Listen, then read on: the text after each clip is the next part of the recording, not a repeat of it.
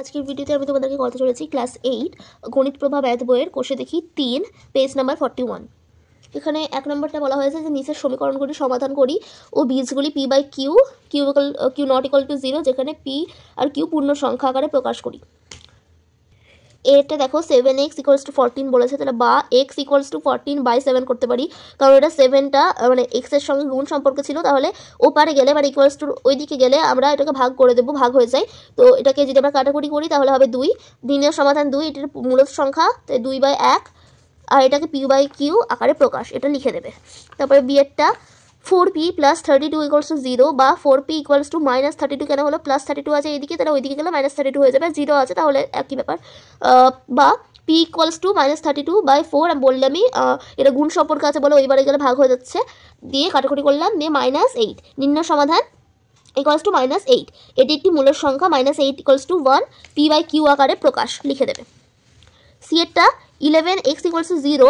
বা x equals to 0/11 নির্ণয় সমাধান 0/11, এটি একটি মূলের সংখ্যা 0/11 p বাই কিউ আকারে প্রকাশ। ডি এরটা 5m - 3 ইকুয়ালস টু 0 বা 5m ইকুয়ালস টু 3 মানে +3 আমরা লিখি, প্লাস আর লিখি না কারণ -3 ছিল, ওপরে গেলে প্লাস হয়ে যাবে, বা 3/5 কেন 5 হলো নিশ্চয়ই বুঝে গেছো তোমরা। অতএব নির্ণয় সমাধান 3/5, এটি একটি মূলের সংখ্যা 3/5 p বাই কিউ আকারে প্রকাশ। লাস্ট অঙ্ক দেখো মানে ই দাগের অঙ্ক, লাস্ট না সরি ই দাগের অঙ্ক 9y + 18 ইকুয়ালস টু 0 বা 9y ইকুয়ালস টু -18, তাহলে বা y ইকুয়ালস টু -18/9, তাহলে কাটাকুটি করলে -2, নির্ণয় সমাধান -2, এটার মূলের সংখ্যা তাহলে -2/1 p বাই কিউ আকারে প্রকাশ। এবার এফ দাগের অঙ্কটা টি ইকুয়ালস টু বলেছে 8 - 12t, তাহলে মাইনাস এইদিকে আছে -12t, তাহলে এই পারে গেলে কিন্তু প্লাস হয়ে যাবে, t + 12t ইকুয়ালস টু 8, তাই 13t মানে 12টা টির সঙ্গে যদি একটা টি যোগ করি তাই 13t হয় ইকুয়ালস টু 8, তাহলে t ইকুয়ালস টু 8/13 কেন হলো জানো, কারণ 13tটা t এর সঙ্গে 13টা গুণ আকারে ছিল, তো ওপারে গেলে এটা ভাগ হয়ে যাচ্ছে। নির্ণয় সমাধান 8/13 আর এটার মূলের সংখ্যা 8/13 p বাই কিউ আকারে প্রকাশ। জি এরটা 6y ইকুয়ালস টু 5ty, আচ্ছা সরি 5 + y টি না 5 + y বা 6y - y কেন হলো +y এদিকে আছে, তাহলে এদিকে গেলে -5 হয়ে যাবে। সব বীজ মানে এই y এর আগার সংখ্যাগুলোকে একদিকে নিয়ে নিলাম, তাহলে ইকুয়ালস টু 5, তাহলে এটা 5y হচ্ছে, 6y এর সঙ্গে যদি 1y মানে একটা y বাদ দাও তাহলে 5y হয় ইকুয়ালস টু 5, তাহলে y ইকুয়ালস টু 5/5, নির্ণয় সমাধান 1, এটার মূল সংখ্যা 1/1, কারণ আমরা এটা জানি যেখানে যে কোনো সংখ্যা ধরো একটা সংখ্যা নিলাম 2, এর নিচে সর্বদা কিন্তু 1 রয়েছে, বাট এটা আমরা লিখি না সাধারণত, এখানে লিখতে হবে p বাই কিউ আকারে প্রকাশ। এই যেটা নিজের সংখ্যা বসাতে বলেছে, তবে নিজের সংখ্যা বসিয়ে নিয়েছি, তোমরা নিজের মতন বসিয়ে করে দেবে। 2x + 5 ইকুয়ালস টু 2s, তাই 2s - 2s, কারণ 2 এদিকে প্লাস আছে এদিকে মাইনাস হয়ে যাবে, তাহলে ইকুয়ালস টু -5 কেন হলো, এদিকে +5 আছে এদিকে -5, 0 ইকুয়ালস টু -5, তাই নির্ণয় সমাধান -5, এর মূলের সংখ্যা -5/1 p বাই কিউ আকারে প্রকাশ। দুই দাগের অঙ্কটা বলা হয়েছে যে y ইকুয়ালস টু -5/4 হলে মাইনাস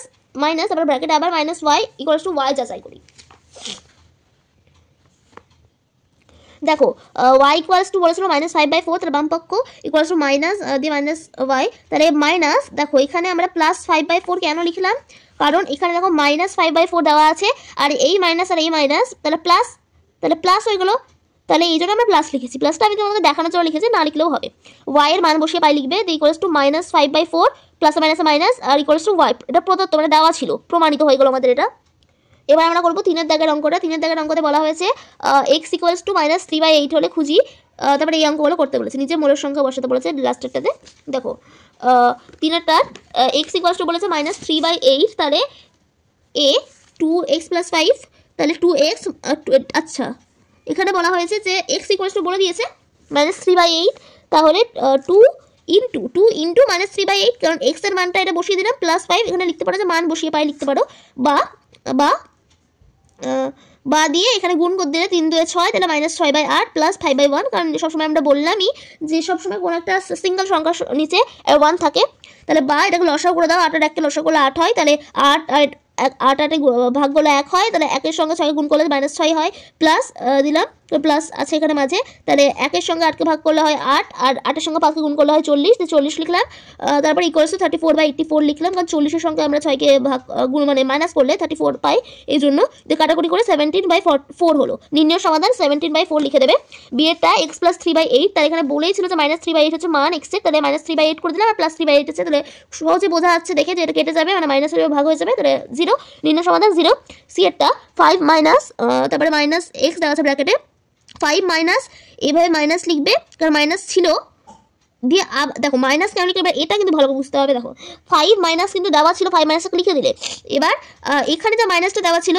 এই মাইনাসটা লিখলাম, আমাদেরকে কিন্তু x এর মানটা বলেছিল, x এর মান কত বলেছিল, -3/8 বলেছিল, তাহলে এই x এর মানটা তো আর এইটার সঙ্গে তো এটা মিলে যাবে না, তাহলে -3/8 লিখলাম, দিয়ে মাইনাস তাহলে 5/1 লিখলাম, আর এটাকে মাইনাস এটা ছিল ওটাকে লিখে দিলাম, মাইনাসে মাইনাসে প্লাস করে দিলাম, +3/8 হলো, এটাকে লসাগু করে দিলাম 8 হলো। আমরা বললামই 1-এর সঙ্গে 8কে ভাগ করলে 8 হয়, আর 8-এর সঙ্গে 5কে গুণ করলে 40 হয়, এটা 8-এর সঙ্গে 8কে ভাগ করলে 1 হয়, আর 1-এর সঙ্গে 3কে গুণ করলে 3 হয়, তাহলে 40 - 3 বিয়োগ করলে কত হবে 37/8, তাই নির্ণয় সমাধান 37/8। ডিএরটাতে নিজে বসাতে বলেছিল, তো নিজে বসিয়ে নিয়েছি একটা জাস্ট 2 মাইনাস x লিখেছি, তাহলে বা 2 মাইনাস +3/8 লিখেছি, বা 2 মাইনাস +3/8 কেন লিখেছি বোঝা গেছে তো, এখানে আগে থেকে মাইনাস ছিল, আর আমরা x এর মান জানি -3/8, তাহলে মাইনাসে মাইনাসে প্লাস, দিয়ে +3/8, তাহলে প্লাসে মাইনাসে মাইনাস হলো, আর এখানে 2/1 -3/8, তাহলে আমরা লসাগু করে নেব, লসাগু হলো 16 - 3/8, 13/8, তাহলে নির্ণয় সমাধান কত হবে, নির্ণয় সমাধান লিখে দেবে যে নির্ণয় সমাধান ইকুয়ালস টু 13/8। তো আজকের ভিডিওটা এই পর্যন্তই। আজকে তোমাদেরকে 3 দাগের অঙ্ক পর্যন্ত সলভ করিয়ে দিলাম, তো নেক্সট দিন তোমাদেরকে আমি 4 দাগের অঙ্ক থেকে করিয়ে